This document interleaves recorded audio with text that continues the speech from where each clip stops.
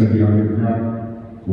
Hingga batas waktu pengembalian berkas dan pendaftaran bakal calon kepala daerah pada Pilkada 2024, DPD Partai Gerindra Aceh telah menerima sebanyak 60 bacalon yang akan berlaga pada kontestasi Pilkada pada November mendatang.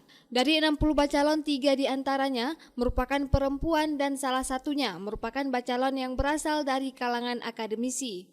Dari 60 berkas yang diterima, beberapa di antaranya telah menyampaikan target visi misinya di hadapan tim penjaringan DPD Partai Gerindra Aceh yang akan diusung sebagai program kepala daerah nantinya jika terpilih pada Pilkada 2024. Ketua tim penjaringan DPD Partai Gerindra Aceh, Nasrul Sufi mengatakan, 3 di antaranya sesuai catatan tim penjaringan merupakan calon dari kalangan perempuan.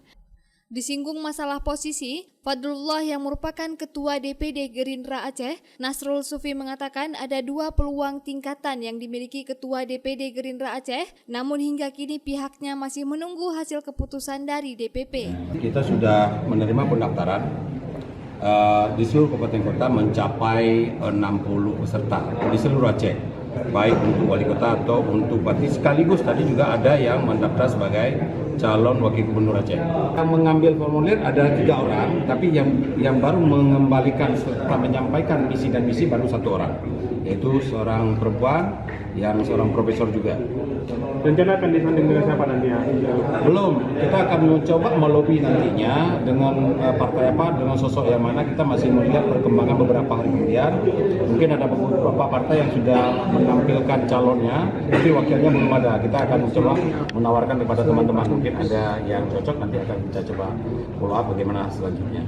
Falullah nanti itu menunggu petunjuk dari DPP. Beliau berkesempatan kedua-dua, bisa jadi wakil gubernur, bisa juga menjadi calon bupati Gini.